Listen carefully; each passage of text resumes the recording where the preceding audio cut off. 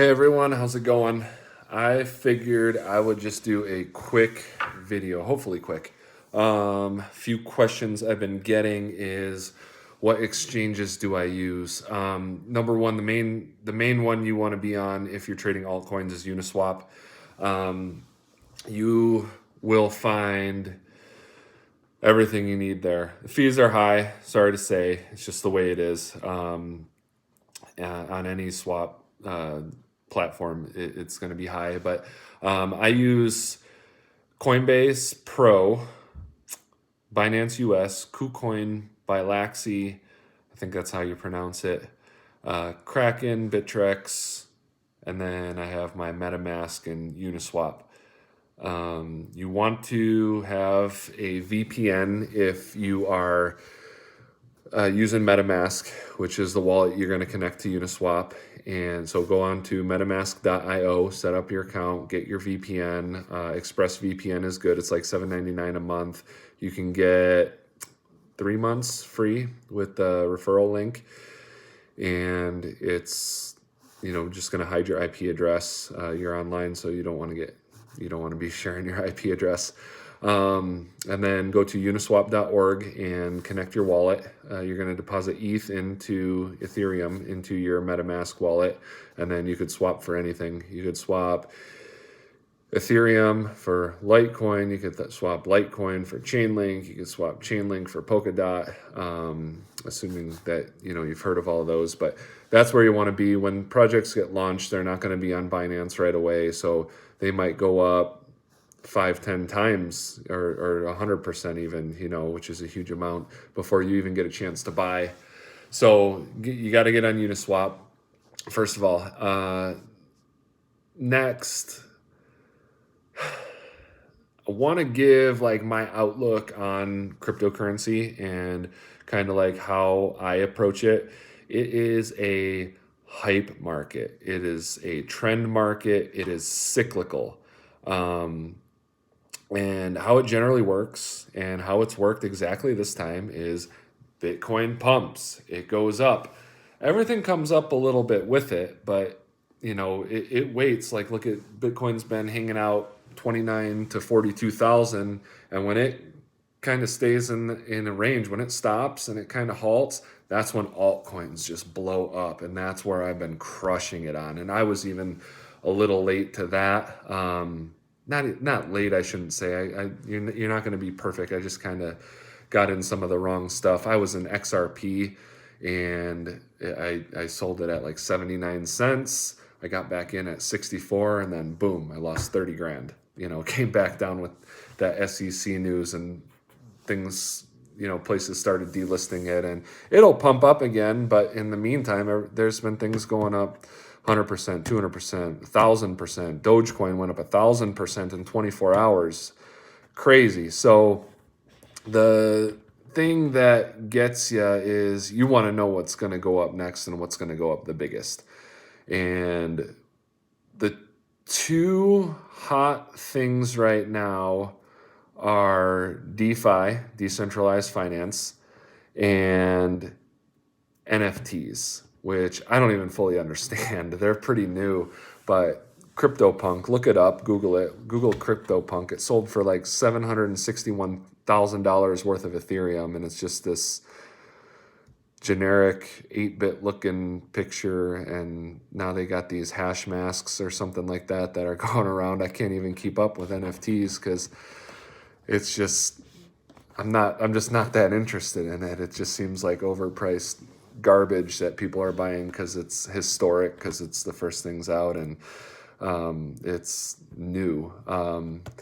Has to do, there's a really, really hyped up cryptocurrency. It's called Super Farm. It's actually one of the YouTube content creators, Elio Trades, who's probably the top one to follow, to be honest. But he's got a project he's been working on for 3 years called Super Farm that has to deal with NFTs and video games, and I just don't care to know any more about it, I guess. But Mark Cuban's selling NFTs of his own, but but yeah, those are the two hot things. And in my opinion, you want to look at the ones that have like a token swap, like Uniswap. So you got different ones like 1inch. You got YFDAI has a swap, and that's one of my favorite coins. I'll get into a few that I really like in a second. You guys have been people have been asking, but what else? Sushi Swap. Crazy stuff. It's like anything goes. It's the wild west. But yeah, I think those are the hot things right now. And if you follow Raoul Pal, he bought big into Ethereum because of the network effect. And he said, a lot of his research, I forget the name of his website. I can't think of it off the top of my head, but he had a big thing about Ethereum following the previous Bitcoin cycle when it went up to almost 20,000 exactly. So he's got a $20,000 price target on Ethereum. Got to have it. It's got a network effect. Everything is being built off the Ethereum network. So I want to share my thoughts on Bitcoin, Ethereum, and some other ones. Litecoin too. Somebody was asking about, well, multiple people were asking about, friends of mine are asking about. And again, it's cyclical too. So that has to do with everything. There's always a flow to how each wave comes and goes. I've been trading cryptocurrencies for about 5 or 6 years, and I'm pretty convinced that this is, things have gone up in crazy, ridiculous amounts already, but I think Bitcoin's going at least to 100,000, and I'll tell you why shortly. But if that happens, then some of these altcoins are going to go up another 1,000 or 2,000%. If that happens, there's going to be huge fluctuations and volatility, and it's going to be painful at times if you don't play it perfect, which you won't. So you got to have a plan, you got to have a strategy. you get caught up wanting to be, I got to get in this one because it's running, I got to get in that one. It's like they're all gonna, if Bitcoin pumps, they're essentially all of them are going to pump. You just don't want to be in the scams or the ones that only exist to pump and dump. Which they'll all dump eventually too, especially the altcoins. They pump hard and then they dump hard.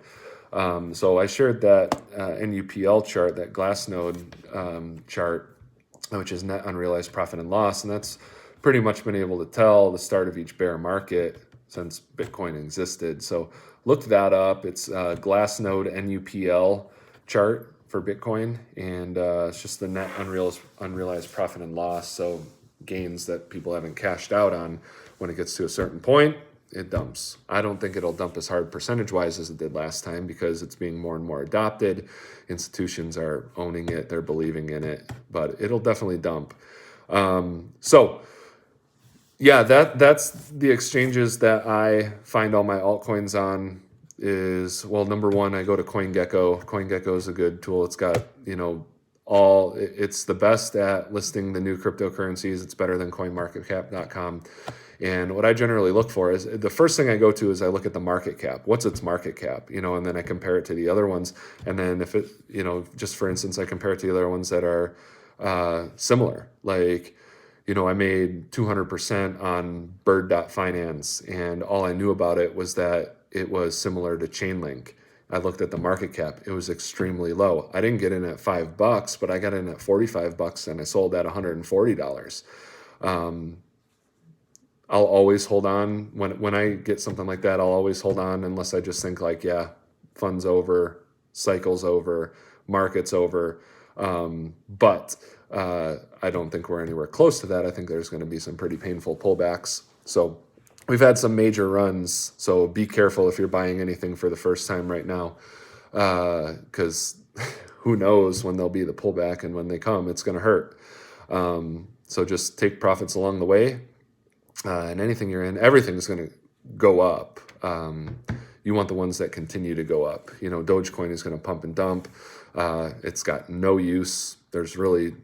It's not good for anything. The only thing you're betting on there is if like Elon Musk and, Wall Street Bets or whatever, there's a Satoshi Streets bet now for Satoshis.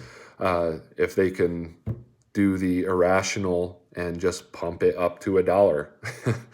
I mean, it'd be, I think, a bigger market cap than Ethereum if it did that. So Bitcoin would need to be at 100,000, but that's basically what you're betting on.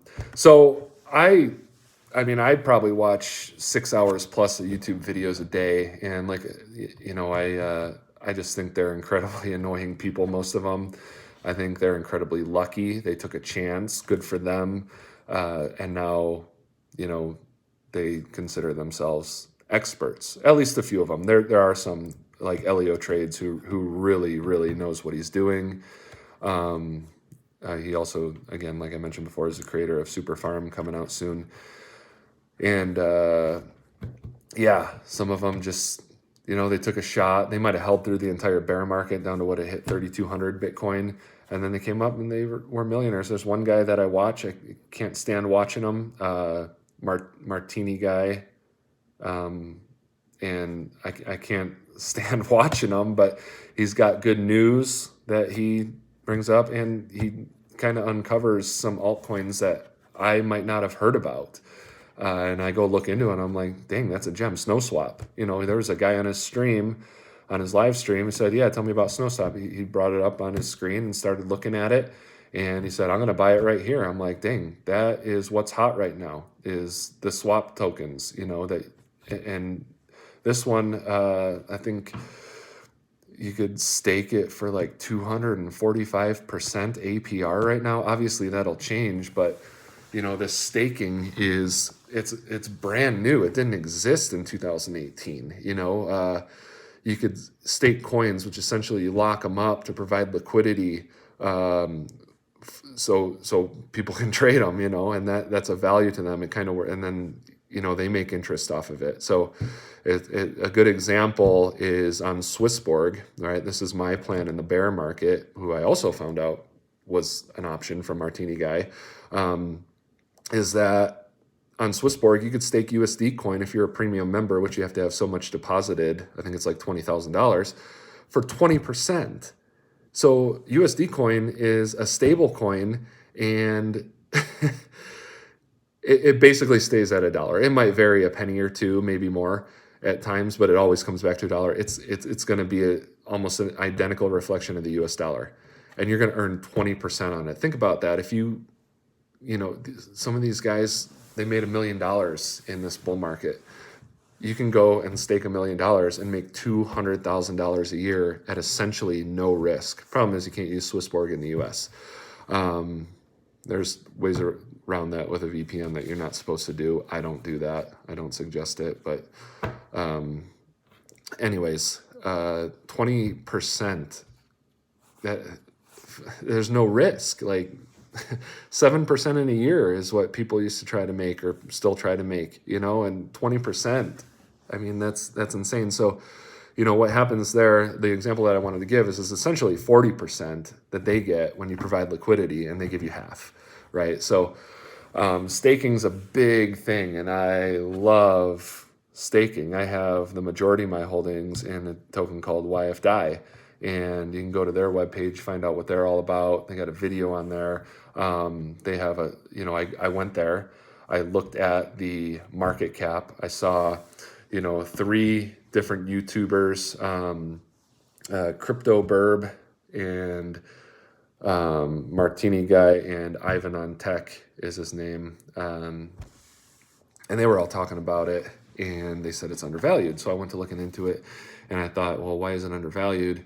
It's pretty similar to YFI, Yearn Finance, and it's a competitor. It's in the same type of market, and I think Yearn Finance is like a 400 million market cap, and YFDAI was like a 10 million. I'm like, man, even if that can get to a quarter of the market cap, and there's reasons for it being possible to do that. Number one, their circulating supply is so low. I think there's only 4,100 in circulation at the moment. Maximum circulating supply of 21,000. YFI's maximum supply and mine supply was 30,000. I think they just increased that to like 40,000, which is why the price dropped. And is at 32,000 ish. It may be different at the moment. And YFI when I bought it, when YFDI when I bought it, was at 2,400 per coin, and YFI at the moment was over 30,000. I think it even went to like 40,000. And it's just a low supply. It's like having a low float and locking it up, and it squeezes. Not squeezes. Nobody's shorting it, but yeah, you lock up the float, and it's like a penny stock. It just soars. So, with this one, you're able to get on MetaMask, stake it on yfdifinance.com, their website, and you're earning 72% APR. That's 6% a month, 0.2% a day. So some of these guys, let's say, the price is a little volatile. It's not like USD coin, but let's say it goes up, and one of these guys throws $1 million in there. You're making $720,000 a year. If the price doubles, you're making $1.4 million a year. Crazy. So this is a lot of the reason why I completely switched. I saw like the bull market excitement getting ready for Bitcoin, and I've tripled my account since moving everything over from my stock trading account in TD Ameritrade January 1st. I had a little bit left mid-January. I just wanted to catch some of the pot stock runs, which I knew were going to happen, and then I transferred out. So January was an awesome month. Now I'm kind of watching like what's the market going to do, but getting into some coins like number one, Bitcoin. Bitcoin's the best. Bitcoin is king. The whole market is dependent on Bitcoin, what Bitcoin does. Whether you believe it's the best or the worst or not, that's just the facts. That's what it does. Now, the reasons why, people call me, friends of mine call me, they're like, yeah, what should I get into? Should I get into Dogecoin? Should I get into Bitcoin? Like, say, well, the safest, if there can be anything safe in this cryptocurrency market, is Bitcoin. That's where all eyes are at. I don't know if anybody's ever heard of Michael Saylor with MicroStrategy, but he bought like 17,000 Bitcoin at an average price of like $9,700 for his own personal investment. And recently, it was today or yesterday, he presented to 1,400 market leaders. I think 1,000 of them are billionaires. I don't know. I could be wrong on that stat, but on why they should convert their balance sheet to Bitcoin. And even if it's 1% of their balance sheet, Elon Musk was pitched this a little bit. Maybe he wasn't pitched it, but I think Pompliano was talking about it or something like that. And 1,400 of them. I mean, if they just convert 1%, if 5% of them convert 1% of their balance sheet to Bitcoin, like that's a huge deal. And then you want to look into what is Bitcoin. For the past 5 years, people tell me like, well, Bitcoin's never going to be used as a currency. It's never going to be used as a currency. Like, no, it's not. It's going to be used as a currency the way gold is used as a currency, right? You don't take gold, break it up, weigh it, measure it out, and pay for your gas, right? But it's worth something. It's a store of value, and that's what people mean when they say a store of value. So that's Bitcoin's role in everything, right? And the argument right now is that the dollar is deflating, and currency historically over time deflates. Like the British pound, I think they were saying that it started out, British pound was, you could get, I think it was silver, right? 1 ounce of silver would convert to 1 British pound. Now it's like 1 ounce of silver can get you 1,700 British pounds. I don't know. That's not exact, but it is something pretty damn close to that. It's either an ounce or a pound or something. I don't know, but yeah, but that's what Bitcoin is. Now, the one that can be used as a currency is Ethereum, right? And that's why everybody's so big on it right now, and the network effect, because every single thing right now is being built off of the Ethereum network. So it's going to use Ethereum, right? So Ethereum grows.